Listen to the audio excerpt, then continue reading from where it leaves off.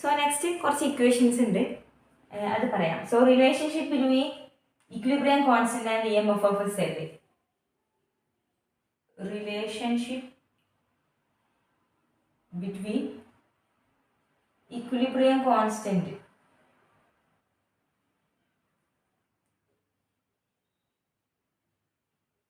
and EMF of a cell. Okay, equilibrium constant EMF തമ്മിലുള്ള relation. So E cell equal to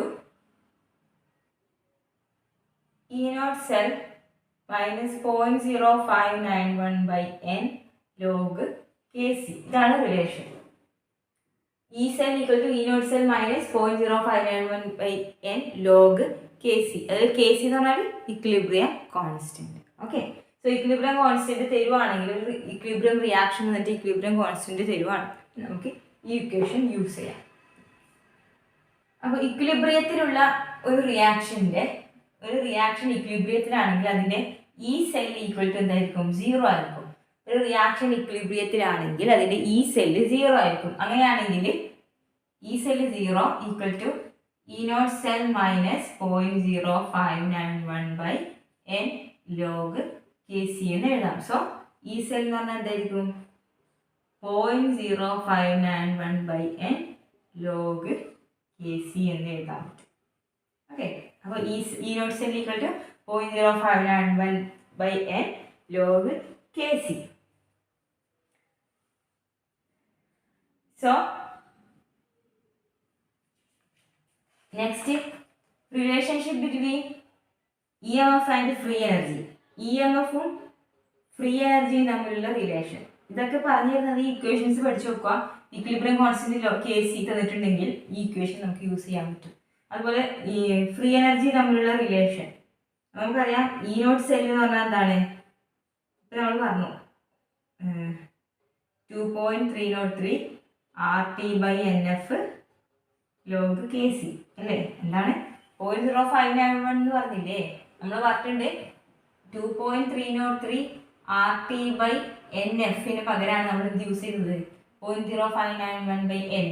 കാരണം temperature നമ്മൾ 298 kelvin കൊടുക്കുന്നുണ്ട്. Okay, ഈ 0.0591 പകരം നമ്മൾ 2.303 RT എന്ന് തന്നെ എഴുതുവാണ്. സോ ഇതാണ് ഇക്വേഷൻ, നമ്മളിപ്പോൾ പറഞ്ഞ സെയിം ഇക്വേഷൻ ആണ് ഇത്. അപ്പോൾ അതിന് നമുക്കറിയാം delta G free energy change എന്ന് പറഞ്ഞാൽ എന്താണ്? മൈനസ് NF E നോട്ട് പറഞ്ഞൊരു ഇക്വേഷൻ ഉണ്ട്, minus NF E naught. Okay, minus NF E naught. അങ്ങനെയാണെങ്കിൽ ഡെൽറ്റ ജി എന്ന് പറയുന്നത് മൈനസ് NF E നോട്ട് ആണ്. So delta G equal to minus NF E നോട്ടിന് പകരം ഈ ഇക്വേഷൻ കൊടുക്കുക. E നോട്ടിന് പകരം 2.303 RT by NF log Kc എന്ന് കൊടുക്കാം. സോ ഇതെന്തായിട്ട് മാറും? NF ക്യാൻസൽ ചെയ്ത് പോകും. So minus 2.303 RT log Kc എന്നായി മാറും. എന്ത്? Delta G minus 2.303 RT log Kc എന്നുള്ളതാണ് ഇക്വിലിബ്രിയം കോൺസ്റ്റന്റും ഫ്രീ എനർജിയും തമ്മിലുള്ള റിലേഷൻ. ഓക്കെ, ഇപ്പം EMFും ഫ്രീ എനർജിയും തമ്മിലുള്ള റിലേഷൻ ആണ് ഇത്. EMFും ഫ്രീ എനർജിയും തമ്മിലുള്ള റിലേഷൻ ആണിത്. Delta G equal to minus NF E. Free എനർജിയും ഇക്വിലിബ്രിയം കോൺസ്റ്റന്റും തമ്മിലുള്ള റിലേഷൻ ആണിത്. ഓക്കെ, സോ ഈ 3 റിലേഷൻസ് ഇമ്പോർട്ടൻ്റ് ആണ്, ബൈ ഹാർട്ട് പഠിക്കുക. അപ്പോൾ E naught E cell equal to 0.0591 by n log Kc. അതിന് ഇങ്ങനെ എഴുതാം, 2.303 RT by NF log Kc എന്നും എഴുതാം. Delta G equal to minus NF E naught എന്നൊരു ഇക്വേഷൻ ഉണ്ട്. Delta G equal to minus 2.303 log Kc എന്ന് പറയുന്ന ഒരു ഇക്വേഷൻ കൂടി ഉണ്ട്. ഓക്കെ, സോ അതിൽ K എന്ന് പറയുന്നത് ഇക്വിലിബ്രിയം കോൺസ്റ്റന്റ് ആണ്. സോ നമുക്ക് ഇതിനകത്ത് ഇനി ഏതെങ്കിലും പ്രോബ്ലംസ് ബാക്കി ഉണ്ടെങ്കിൽ നമുക്കതൊന്ന് ചെയ്ത് നോക്കാം.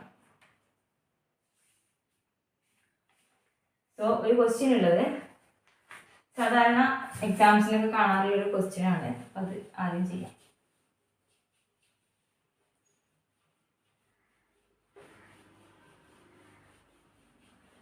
ക്വസ്റ്റ്യൻ ഞാൻ വായിക്കാം.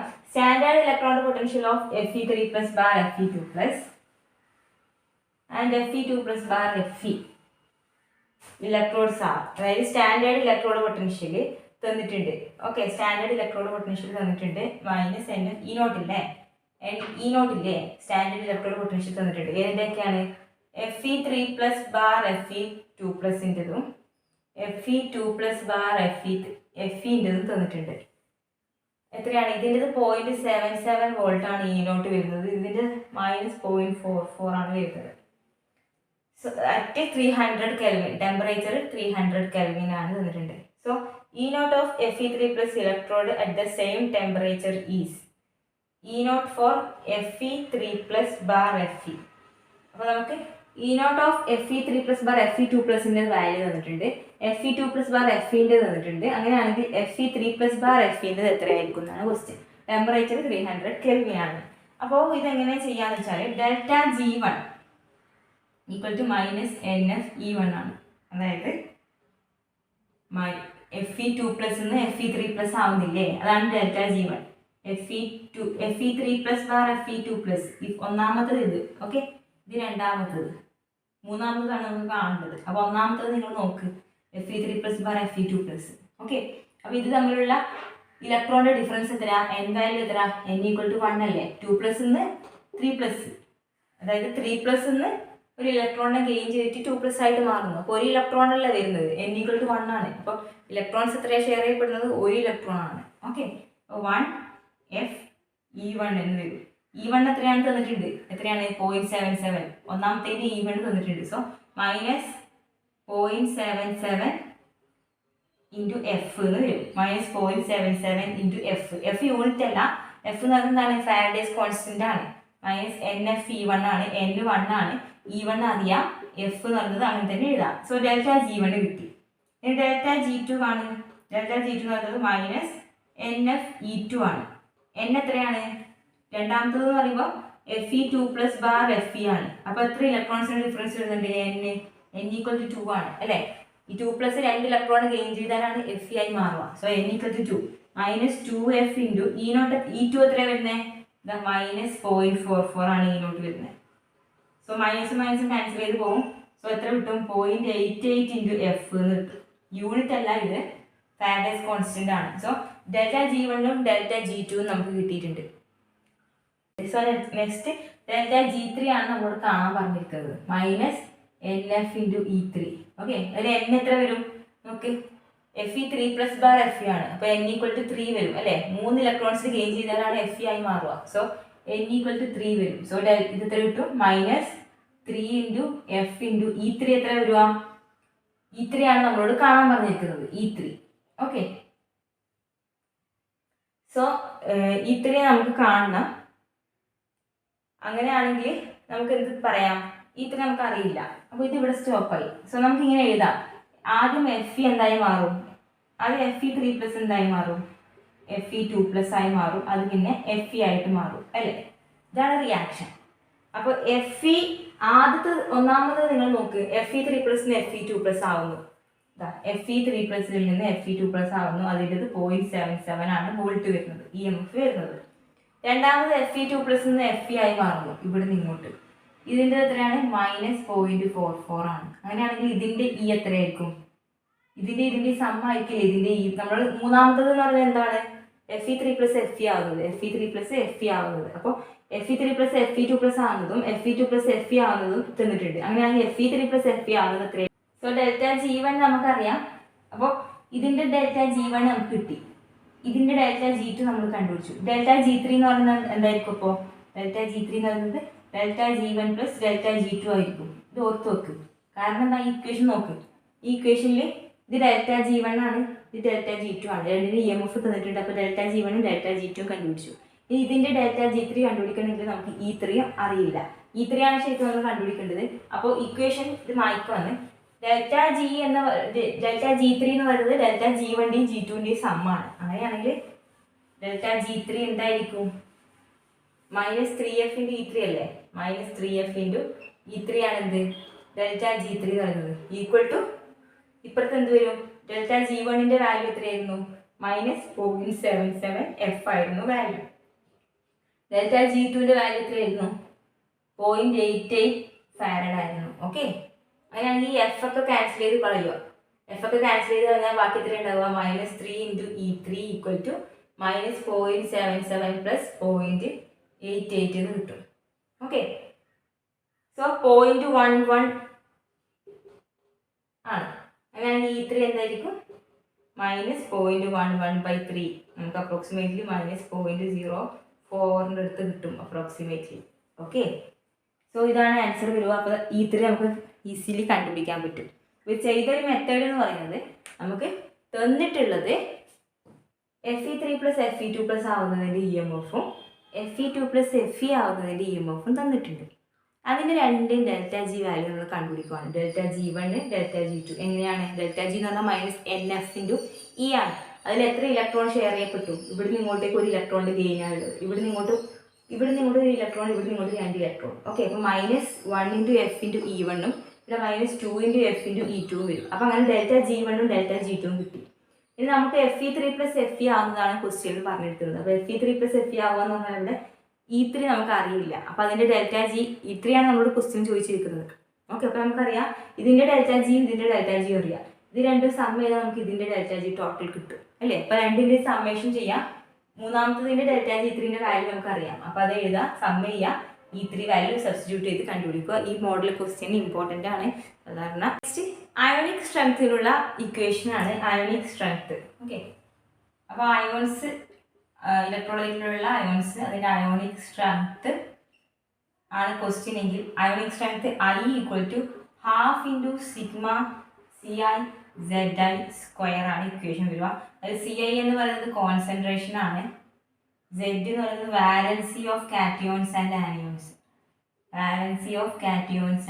ആനിയോൺസ്. സെയിം ഇക്വേഷൻ ഒന്ന് പഠിച്ചാൽ മതി.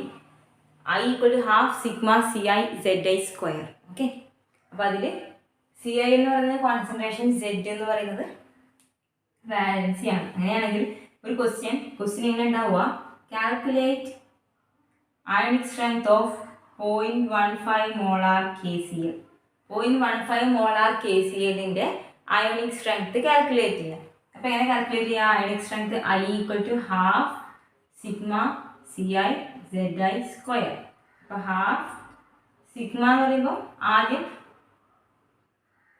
പൊട്ടാഷ്യത്തിൻ്റെത് പിന്നെ ക്ലോറിൻ്റെത് ചെയ്യണം. അതായത് കാറ്റിയോൻ്റെത് വേറെ, ആനിയോൻ്റെ വേറെ ചെയ്യണം. അപ്പോൾ പൊട്ടാഷ്യത്തിൻ്റെ എത്രയാണ്? 0.15 ആണ് കോൺസെൻട്രേഷൻ വരുന്നത്, Ci × Zi². പൊട്ടാഷ്യത്തിൻ്റെ വാലൻസിൻ്റെ സ്ക്വയർ 1². ഓക്കെ, അതേപോലെ ക്ലോറിൻ്റെ എത്രയാണ്? 0.15 ക്ലോറിൻ്റെതും വാലൻസി 1 തന്നെയാണ് അല്ലേ? അപ്പോൾ 1² ആണ്. സോ എത്ര കിട്ടും നമുക്കിത്?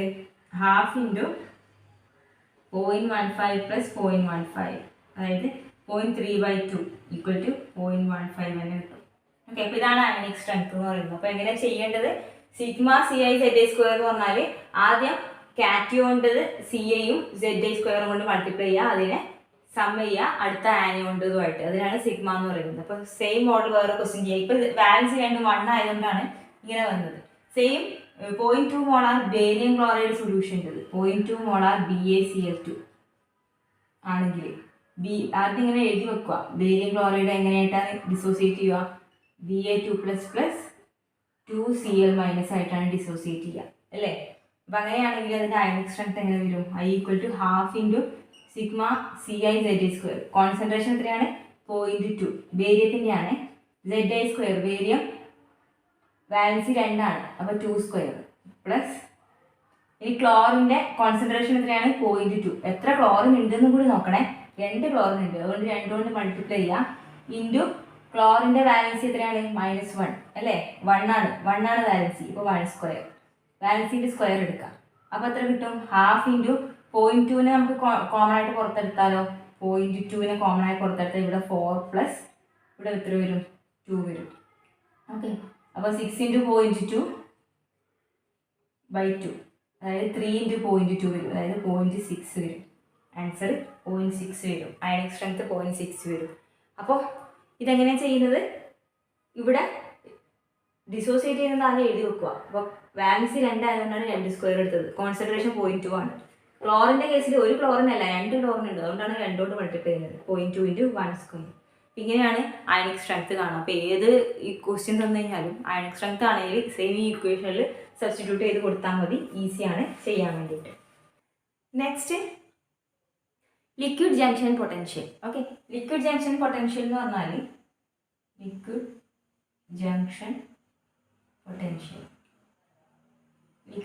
പൊട്ടൻഷ്യൽ എന്ന് പറയുമ്പോൾ ഇപ്പോൾ 2 ഇലക്ട്രോലൈറ്റ്സ് കോണ്ടാക്റ്റിലുണ്ട്, ഡയറക്റ്റ്ലി കോണ്ടാക്റ്റിലുണ്ടെങ്കിൽ അതിനകത്തുള്ള അയോൺസ് അപ്പുറം ഇപ്പുറം മൂവിങ് ആയിരിക്കും. അങ്ങനെ മൂവ് ചെയ്യുമ്പോൾ ആ ജംഗ്ഷനിൽ ഒരു പൊട്ടൻഷ്യൽ ക്രിയേറ്റ് ചെയ്യപ്പെടും. ഇതിനാണ് ലിക്വിഡ് ജംഗ്ഷൻ പൊട്ടൻഷ്യൽ എന്ന് പറയുന്നത്. എന്താണ്?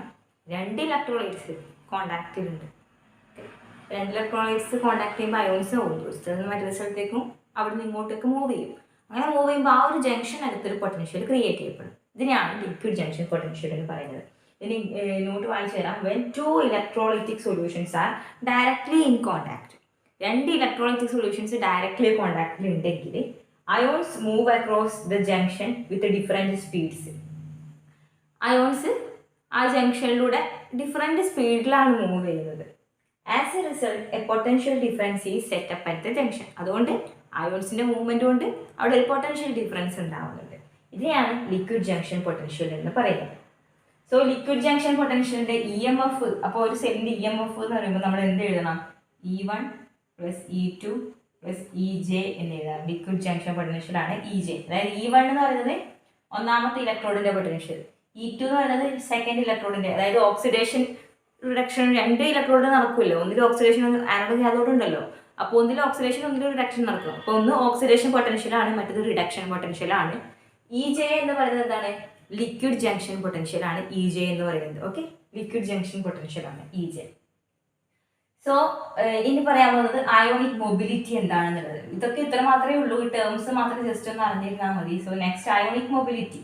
അയോണിക് മൊബിലിറ്റി എന്ന് പറഞ്ഞു കഴിഞ്ഞാൽ the absolute ionic mobility is defined as the speed of the ion in centimeter per second at infinite dilution under a potential gradient of 1 volt per centimeter. അതായത്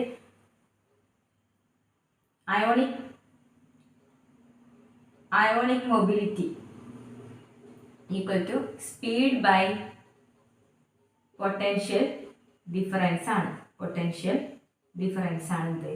ionic മൊബിലിറ്റിൻ്റെ equation എന്ന് പറയുന്നത് speed by potential difference. അതിൽ സ്പീഡിനെ നമ്മൾ എങ്ങനെ calculate ചെയ്യാം? Distance travelled by the ion, distance or displacement travelled by the ions, distance travelled by the ions, അതാണ് correct. Distance travelled by the ions by time. Distance by time ആണ് speed അല്ലേ? അപ്പോൾ distance travelled by the ions by time ആണ് speed. Speed divide by potential difference എത്രയുണ്ടോ അതാണ് ionic mobility എന്ന് പറയുന്നത്. Okay, അപ്പോൾ 1 വോൾട്ട് പൊട്ടൻഷ്യൽ ഡിഫറൻസിൽ 1 സെക്കൻഡിനുള്ളിൽ ട്രാവൽ ചെയ്യപ്പെടുന്ന ഡിസ്റ്റൻസ് ആണ് എന്ത്? അയോണിക് മൊബിലിറ്റി എന്ന് നമുക്ക് പറയാൻ വേണ്ടി പറ്റും. ഓക്കെ, അപ്പോൾ അയോണിക് മൊബിലിറ്റി എന്ന് പറഞ്ഞു കഴിഞ്ഞാൽ സ്പീഡ് ബൈ പൊട്ടൻഷ്യൽ ഡിഫറൻസ് ആണ്. അതിൽ സ്പീഡ് എന്ന് പറയുന്നത് ഡിസ്റ്റൻസ് ഡിവൈഡഡ് ബൈ ടൈം. ആ അയോൺസ് ഈ 1 സെക്കൻഡിനുള്ളിൽ എത്ര ട്രാവൽ ചെയ്തു എന്നുള്ള ഡിസ്റ്റൻസ്. ഓക്കെ, സോ ഇത്രയാണ് അയോണിക് മൊബിലിറ്റിൻ്റെ കേസിന്. ഇപ്പോൾ അയോണിക് മൊബിലിറ്റിയും അയോണിക് കണ്ടക്റ്റൻസും എങ്ങനെ റിലേറ്റ് ചെയ്തിട്ടുള്ളൂ എന്നുള്ള ഇക്വേഷൻ, ജസ്റ്റ് ഇക്വേഷൻസ് ഒക്കെ ഓർത്ത് വെക്കുക. അയോണിക് മൊബിലിറ്റി ഇനി കണ്ടക്റ്റൻസിൻ്റെ ടേമിലാണ് ക്വസ്റ്റ്യൻ വന്നിട്ടുള്ളതെങ്കിൽ ionic mobility equal to ionic conductance divided by 9650. Okay, അതായത് Faraday constant. So ionic mobility എന്ന് പറഞ്ഞു കഴിഞ്ഞാൽ ionic conductance by Faraday's constant ആണ് അയോണിക് മൊബിലിറ്റിയുടെ ഇക്വേഷൻ. നെക്സ്റ്റ് ട്രാൻസ്പോർട്ട് നമ്പർ അല്ലെങ്കിൽ ട്രാൻസ്ഫറൻസ് നമ്പർ. ഇതൊക്കെ നമ്മൾ ഡിഗ്രിക്ക് പഠിക്കുന്നത് തന്നെയാണ്. Transport number or transference number. Okay, transport number അല്ലെങ്കിൽ ട്രാൻസ്ഫറൻസ് നമ്പർ, അതായത് the current flowing through an electrolytic solution is carried out by the ions. അതായത് നമ്മളൊരു ഇലക്ട്രോളിറ്റിക് സൊല്യൂഷനിലൂടെ കറണ്ട് ഫ്ലോ ചെയ്യുമ്പോൾ ആ അയോൺസ് അത് ക്യാരി ചെയ്യുന്നുണ്ട്. അപ്പോൾ അതിനകത്തുള്ള കാറ്റയോൺസ് എത്രമാത്രം ഫ്രാക്ഷനിലുള്ള കറണ്ട് ക്യാരി ചെയ്യുന്നുണ്ട്, ആനയോൺസ് എത്രമാത്രം ക്യാരി ചെയ്യുന്നുണ്ട് എന്നുള്ളതാണ് എന്ത്? Transport number of cations and anions. അതായത് ആനയോൺസിൻ്റെയും കാറ്റയോൺസിൻ്റെയും ട്രാൻസ്പോർട്ട് നമ്പർ വേറെ വേറെ എന്ന് പറയേണ്ടി വരും. അതായത് ഇപ്പോൾ ഒരു ഇലക്ട്രോലൈറ്റിലേക്ക് നമ്മൾ ഇലക്ട്രിസിറ്റി പാസ് ചെയ്യുകയാണ്. ഇലക്ട്രിസിറ്റി പാസ് ചെയ്യുമ്പോൾ അതിനകത്ത് കറണ്ട് ക്യാരി ചെയ്യും ആ ഇലക്ട്രോലൈറ്റ്. അപ്പോൾ ആ അയോൺസ് ഓരോ എത്രമാത്രം ഫ്രാക്ഷൻ കറണ്ടാണ് കാറ്റയോൺസ് എന്ത് ചെയ്യുന്നത് ക്യാരി ചെയ്യുന്നത്, എത്രമാത്രം ഫ്രാക്ഷൻ ഓഫ് കറണ്ടാണ് ആനിയോൺസ് ക്യാരി ചെയ്യുന്നത് എന്നുള്ളതാണ് എന്തിൽ പറയുന്നത് ട്രാൻസ്പോർട്ട് നമ്പർ എന്ന് പറയുന്നത്. അപ്പം കാറ്റയോൺസിൻ്റെ ട്രാൻസ്പോർട്ട് നമ്പർ, ആനിയോൺസിൻ്റെ ട്രാൻസ്പോർട്ട് നമ്പർ എന്ന് പറഞ്ഞാൽ അങ്ങനെയാണ്. ഓക്കെ, അപ്പോൾ കാറ്റയോൺസിൻ്റെ transport number of cation transport number of cation എന്ന് പറയുന്നത് current carried by the ion by total current. Current carried by the ion cation by total current. അതായത് ആ കാറ്റയോൺ എത്ര കറണ്ട് ക്യാരി ചെയ്തിട്ടുണ്ട് ഡിവൈഡ് ബൈ ടോട്ടൽ കറണ്ട് ആണ് ഇതിന്റെ transport number. അതാണ് ഇതിന്റെ ഫ്രാക്ഷൻ എന്ന് പറയുന്നത്. ടോട്ടൽ കറണ്ടിൽ കാറ്റയോൺസ് എത്രമാത്രം കറണ്ട് ക്യാരി ചെയ്തിട്ടുണ്ട് എന്നുള്ളതാണ് ട്രാൻസ്പോർട്ട് നമ്പർ ഓഫ് കാറ്റയോൺ. ഇനി ആനയോണ്ടതാണെങ്കിലോ ഇത് എൻ സി എന്ന് പറയാം. കാറ്റയോന്റെ ട്രാൻസ്പോർട്ട് നമ്പർ എൻ സി. ആനയോണ്ടതാണെങ്കിൽ എൻ എ എന്ന് പറയാം. എൻ എ എന്തായിരിക്കും? Current carried by anion divide by total current ആയിരിക്കും. സോ അങ്ങനെയാണെങ്കിൽ N C plus N A total fraction എന്തായിരിക്കും? 1 ആയിരിക്കും. രണ്ടിൻ്റെ ഫ്രാക്ഷൻസ് ടോട്ടൽ ചെയ്യുമ്പോൾ അതിൻ്റെ ഈക്വൽ ടു 1 എന്ന് കിട്ടും. ഫ്രാക്ഷൻസ് ടോട്ടൽ ചെയ്യുമ്പോൾ എപ്പോഴും നമുക്ക് 1 ആണ് കിട്ടും. സോ ട്രാൻസ്പോർട്ട് നമ്പർ എന്ന് പറഞ്ഞു കഴിഞ്ഞാൽ എത്രമാത്രം ഫ്രാക്ഷൻ കറണ്ട് ആ അയോൺസ് ക്യാരി ചെയ്യുന്നുണ്ട് എന്നുള്ളതാണ് ട്രാൻസ്പോർട്ട് നമ്പർ.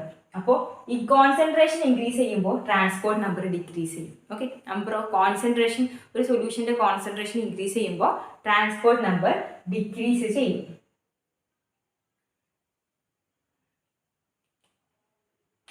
സോ നമുക്കിപ്പോൾ transport number of chloride ion HCl is less than in NaCl. അത് എന്തുകൊണ്ടാണെന്ന് പറയാം. അതായത് HCl-ലുള്ള ക്ലോറൈഡ് അയോണിന്റെ ട്രാൻസ്പോർട്ട് നമ്പർ കുറവാണ് NaCl-ലുള്ളതിനേക്കാൾ. രണ്ടും എന്താണ്? ക്ലോറൈഡ് ആനയോൺ തന്നെയാണ്. പക്ഷെ HCl-ലുള്ള ക്ലോറൈഡ് അയോണിന്റെ ട്രാൻസ്പോർട്ട് നമ്പർ കുറവാണ് NaCl-നേക്കാളും കമ്പയർ ചെയ്യുന്ന സമയത്ത്. അത് എന്തുകൊണ്ടാണെന്ന് നോക്കാം. ഓക്കെ, എന്തുകൊണ്ടായിരിക്കും? This is because transport number is directly proportional to speed of the ions. ട്രാൻസ്പോർട്ട് നമ്പർ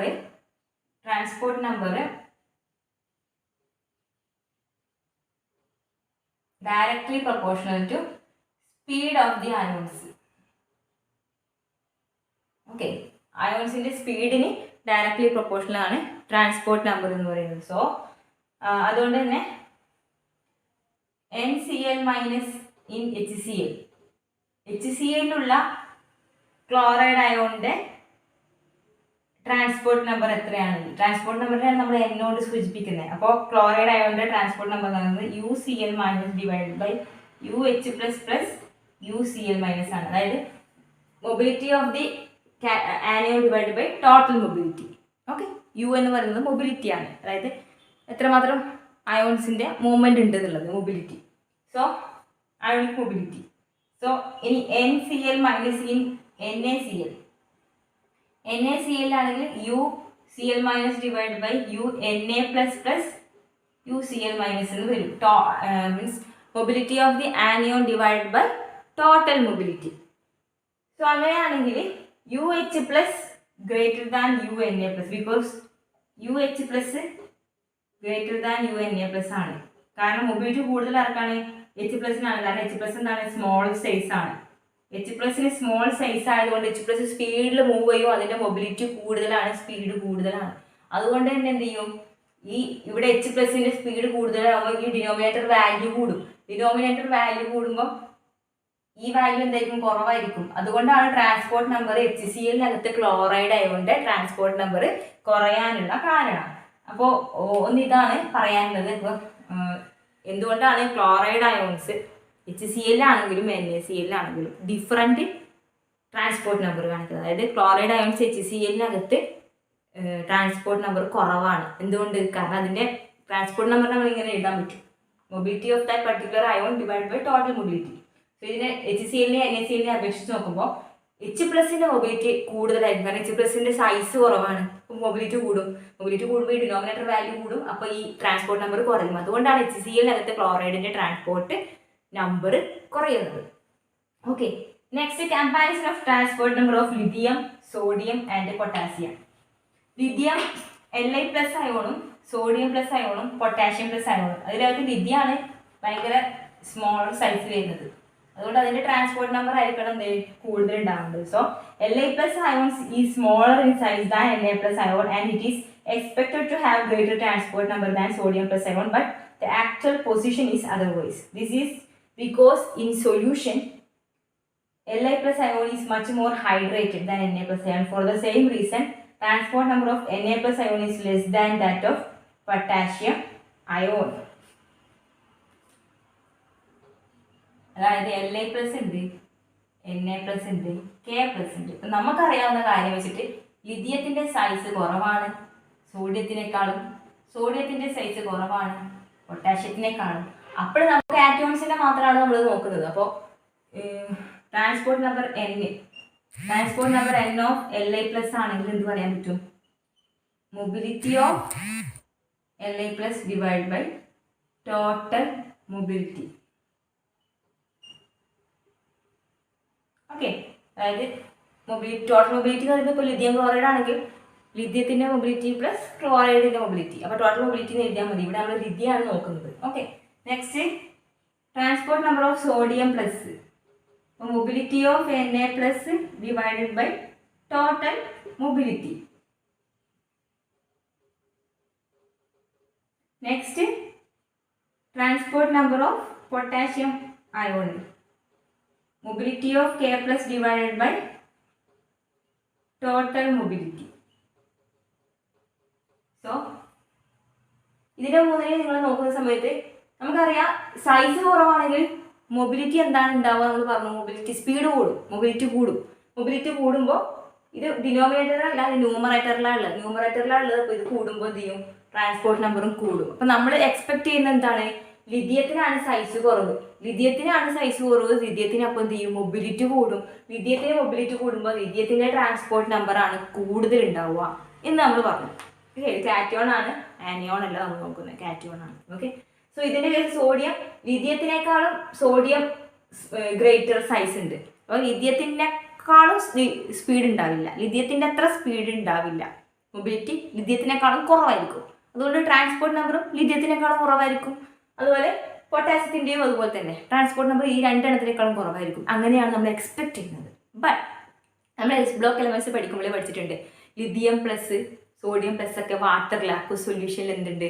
ഹൈഡ്രേറ്റഡ് ആയിട്ടാണ് നിൽക്കുക, അല്ലേ? ഹൈഡ്രേറ്റഡ് ആയിട്ടുള്ള കോമ്പൗണ്ട് ആയിട്ടാണ് നിൽക്കുക. അതായത് ലിഥിയം സ്മോൾ സൈസാണ്. ഇപ്പോൾ ലിഥിയത്തിൻ്റെ ചുറ്റും എന്ത് ചെയ്യും? H2O മോളിക്യൂൾസ്, ഇങ്ങനെ H2O മോളിക്യൂൾസ് ഹൈലി ഹൈഡ്രേറ്റഡ് ആയിട്ടായിരിക്കും ഉണ്ടാവുക, സ്മോളർ സൈസുള്ള അയോൺസ്. അപ്പോൾ ലിഥിയാണ് ഈ കൂട്ടത്തിൽ ഏറ്റവും ഹൈലി ഹൈഡ്രേറ്റഡ് ആയിട്ട് ഉണ്ടാവുക.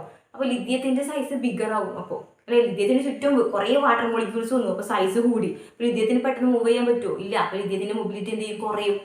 ഓക്കെ, അപ്പോൾ ലിഥിയത്തിൻ്റെ മൊബിലിറ്റി കുറയും. അതുകൊണ്ട് ട്രാൻസ്പോർട്ട് നമ്പർ കുറയുകയോ. നമ്മൾ നേരത്തെ പറഞ്ഞു ലിഥിയം ചെറിയ സൈസല്ലേ, അതുകൊണ്ട് മൊബിലിറ്റി കൂടും, അതുകൊണ്ട് ട്രാൻസ്പോർട്ട് നമ്പർ കൂടും. ന്യൂമറേറ്ററിലായതുകൊണ്ട് ട്രാൻസ്പോർട്ട് നമ്പർ കൂടും എന്നൊക്കെ പറഞ്ഞിട്ടുണ്ടായിരുന്നു. ബട്ട് ഇവിടുത്തെ കേസ് എന്താണ്? Lithium S block element highly hydrated ആയിരിക്കും, സ്മോളർ സൈസ് ആണെങ്കിൽ കൂടി അതിന് ചുറ്റും വാട്ടർ മോളിക്യൂൾസ് ഉള്ളത് ബിഗർ സൈസ് ആയിട്ട് മാറും. അത് ബിഗർ സൈസ് ആയതുകൊണ്ട് ഈ വാട്ടർ മോളിക്യൂൾസിനൊക്കെ പൊന്തിച്ചിട്ട് വേണം എന്ത് ചെയ്യാൻ? ഇതിന് മൂവ് ചെയ്യാൻ. അതുകൊണ്ട് ഇതിന് മൂവ്മെന്റിന്റെ കുറവായിരിക്കും, മൊബിലിറ്റിയെ കുറവായിരിക്കും. മൊബിലിറ്റി കുറയുമ്പോൾ ട്രാൻസ്പോർട്ട് നമ്പർ കുറയും. അപ്പം നമ്മൾ എക്സ്പെക്ട് ചെയ്ത പോലെയല്ല കിട്ടുക. നമ്മൾ എക്സ്പെക്ട് ചെയ്ത പ്രകാരം ലിഥിയത്തിന് കൂടുതൽ ഉണ്ടാവുന്നതാണ് നമ്മൾ പറഞ്ഞത്. പക്ഷേ ലിഥിയം ഹൈഡ്രേഷൻ സംഭവിക്കുന്നതുകൊണ്ട് ലിഥിയത്തിന്റെ transport number N lithium plus ആയിരിക്കും കുറവുണ്ടാവുക than N sodium plus than N potassium plus. So potassium അധികം ഹൈഡ്രേറ്റ് ചെയ്യൂല, കുറച്ച് ബിഗർ സൈസ് അല്ലേ പൊട്ടാഷ്യം ആയതുകൊണ്ട്. അതുകൊണ്ട് പൊട്ടാഷ്യത്തിന് ചുറ്റും കുറച്ച് വാട്ടർ മോളിക്യൂൾസേ വരുള്ളൂ. അതുകൊണ്ട് പൊട്ടാഷ്യത്തിന് ഈ കുറച്ച് വാട്ടർ മോളിക്യൂളിനെയും പൊതിച്ചിട്ട് മാത്രമേ മൂവ് ചെയ്യേണ്ട ആവശ്യമുള്ളൂ. അതുകൊണ്ട് തന്നെ പൊട്ടാഷ്യത്തിൻ്റെ മൊബിലിറ്റി കൂടും, സ്പീഡ് പോകാൻ പറ്റും ബാക്കിയുള്ളതിനെ കമ്പയർ ചെയ്യുമ്പോൾ.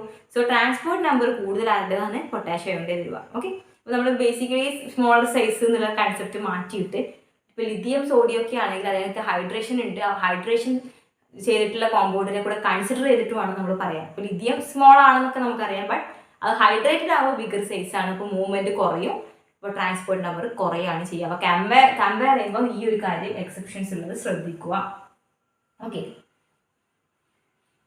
ഇനി അയോണിക് കണ്ടക്റ്റൻസ് എങ്ങനെ ട്രാൻസ്പോർട്ട് നമ്പറിൽ നിന്ന് കണ്ടുപിടിക്കാമെന്നാണ് next. Calculation of ionic conductance from transport number. Almost electro കെമിസ്ട്രിയിലെ മേജർ പോർഷൻസ് ഒക്കെ തീർന്നു, ജസ്റ്റ് ഇക്വേഷൻസ് മാത്രമാണ് പറഞ്ഞിരുന്നത്. സോ അയോണിക് കണ്ടക്റ്റൻസിൽ എന്താണ് അയോണിക് കണ്ടക്റ്റൻസ് ട്രാൻസ്പോർട്ട് നമ്പറിൽ നിന്ന് എങ്ങനെ കണ്ടുപിടിക്കാം എന്നതാണ് പറയുന്നത്.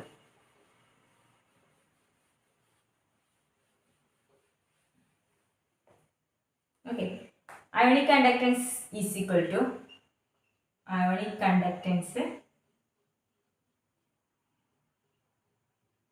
എന്താണ്? Transport number into lambda 0 equivalent of strong electrolyte containing that ion. അതായത് transport number of that ion, ionic conductance എന്ന് പറയുന്നത് transport number of that ion, അതേ അയോണിന്റെ transport number into lambda 0 equivalent, അതായത് equivalent conductance at infinite dilution ആണ് lambda 0 equivalent conductance of strong electrolyte containing that ion.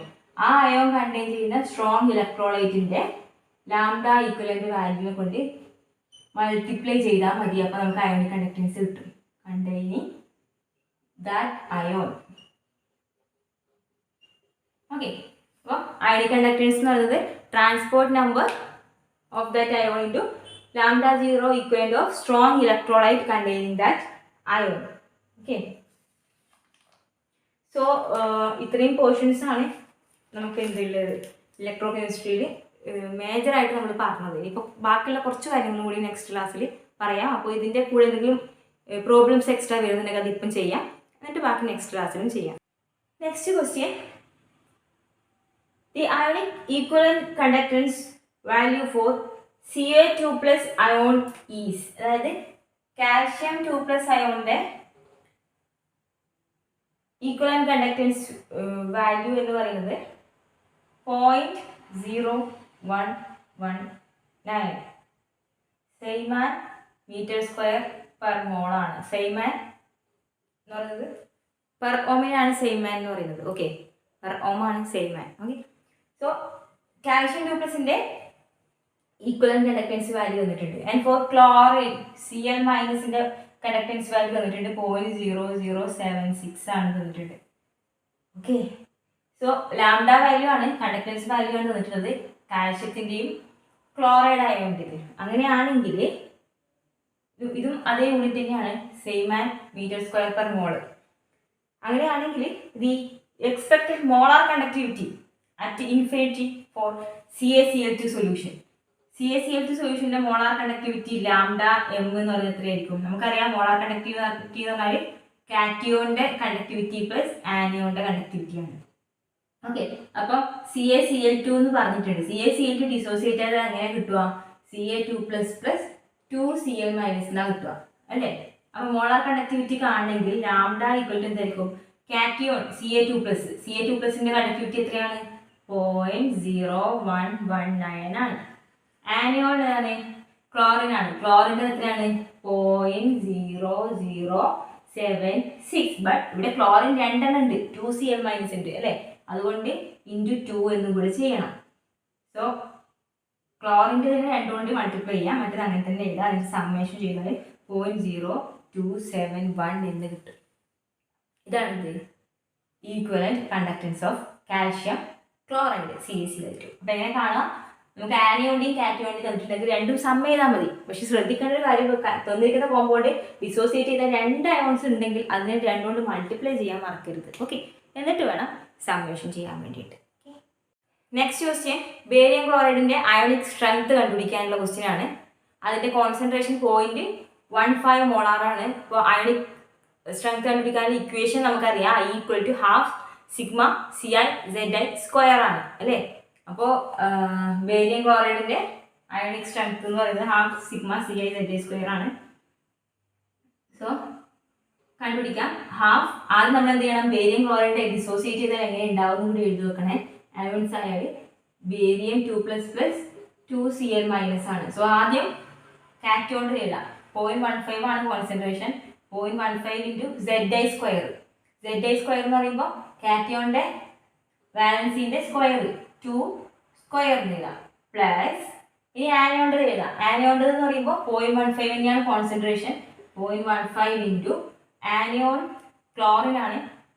ക്ലോറിന്റെ valency എത്രയാണ്? 1 ആണ്. So 1 square into 2 chlorine ഉണ്ടായതുകൊണ്ട് 2 കൊണ്ട് മൾട്ടിപ്ലൈ ചെയ്യണം, അല്ലെങ്കിൽ മൾട്ടിപ്ലൈ ചെയ്യേണ്ട ആവശ്യമില്ല. ഇവിടെ നമ്മൾ 2 കൊണ്ട് മൾട്ടിപ്ലൈ ചെയ്തിട്ടില്ല, ബട്ട് ഇവിടെ ചെയ്യണം. ബട്ട് 2 ഉണ്ടായതുകൊണ്ടാണ്. സോ നമുക്ക് കോമൺ ആയിട്ട് ഉള്ളതിനൊക്കെ പുറത്തെടുത്തൂടെ?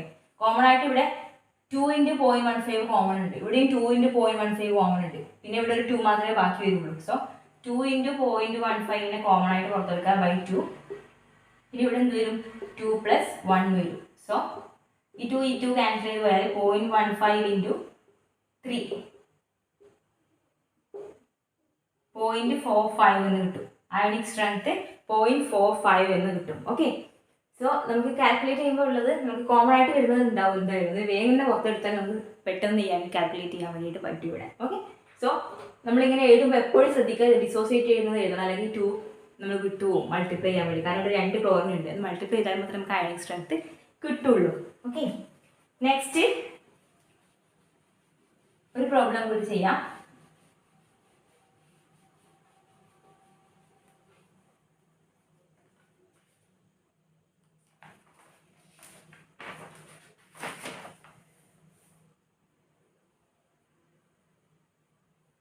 The electrochemical potential after the reactants and products reach equilibrium is. റിയാക്റ്റൻറ്റും പ്രൊഡക്റ്റും ഇക്വിലിബ്രിയത്തിൽ എത്തിക്കഴിഞ്ഞാൽ അതിൻ്റെ ഇലക്ട്രോകെമിക്കൽ പൊട്ടൻഷ്യൽ എത്രയാണെന്നുള്ളത് നമ്മൾ നേരത്തെ പറഞ്ഞു. E = 0 ആവും. ഇക്വിലിബ്രിയത്തിൽ E = 0 ആണ് വരിക. സോ ഇക്വിലിബ്രിയം ആണ് എങ്കിൽ ക്വസ്റ്റ്യൻ എങ്കിൽ അതിൻ്റെ ഓപ്ഷൻ ഇപ്പോൾ തന്നിട്ടുള്ളത് E = E0 + NF/RT. Option B E = E0 - RT/NF. Option C E = E0. Option D E = 0. So ഇതാണ് കറക്റ്റ്. എന്തുകൊണ്ട് നമ്മൾ പറഞ്ഞിട്ടുണ്ട് ഇക്വിലിബ്രിയത്തിൽ എപ്പോഴും ഇലക്ട്രോകെമിക്കൽ പൊട്ടൻഷ്യൽ 0 ആയിരിക്കും. ഒരു റിയാക്ഷൻ ഇക്വിലിബ്രിയത്തിലാണെന്ന് പറഞ്ഞാൽ അതിൻ്റെ ഇലക്ട്രോകെമിക്കൽ പൊട്ടൻഷ്യൽ 0 ആണെന്നുള്ള കാര്യം എന്ത് ചെയ്യുക, ഓർത്ത് വെക്കാം. ഓക്കെ, സോ നെക്സ്റ്റ് ഒരു question. Specific conductance of A solution. Specific conductance എന്താണ്? കാപ്പ അല്ലേ, KAAPA 0.176 per ohm per centimeter ആണ് തന്നിട്ടുണ്ട്. So if the cell constant ഏതാണ്? L/A നമ്മൾ പറഞ്ഞിട്ടുണ്ട് മുന്നത്തെ ക്ലാസ്സിൽ. അത് എത്രയാണ്? 0.255 ആണ് cell constant. Okay, 0.255 per centimeter ആണ് എങ്കിൽ കണ്ടക്ടൻസ് എത്രയായിരിക്കും? ഓക്കെ, കണ്ടക്ടൻസ് ആണ് ചോദ്യം. സോ കണ്ടക്ടൻസ് എന്ന് പറയുന്നത് എന്താണ്? നമ്മൾ പറഞ്ഞിട്ടുണ്ട് കാപ്പ, സ്പെസിഫിക് കണ്ടക്ടൻസ് കാപ്പ എന്ന് പറയുന്നത് cell constant divided by R ആണ് എന്ന് പറഞ്ഞിട്ടുണ്ട് അല്ലേ. ഈ ഇക്വേഷനിൽ നമുക്ക് R കിട്ടും. ആറിന്റെ റെസിപ്രോക്കലാണ് എന്ത്? കണ്ടക്ടൻസ് എന്ന് പറയുന്നത്. 1/R ആണ് എന്ത്? കണ്ടക്ടൻസ് എന്ന് പറയുന്നത്. അപ്പൊ ഇതിൽ നിന്ന് R കണ്ടുപിടിക്കാം, എന്നിട്ട് 1/R എടുത്താൽ കണ്ടക്ടൻസ് കിട്ടും അല്ലേ. അപ്പൊ നമുക്ക് എന്താണ് R കണ്ടുപിടിക്കാം. Cell constant divided by kappa. So cell constant എത്രയാണ്? 0.255 ഡിവൈഡ് ബൈ കാപ്പ എത്രയാണ്? 0.176. ഓക്കെ, സോ 1/R എടുത്താൽ സി എത്ര കിട്ടും? 0.176. ഇതിന്റെ റെസിപ്രോക്കൽ എടുക്കുക, അപ്പൊ കണ്ടക്ടൻസ് കിട്ടും.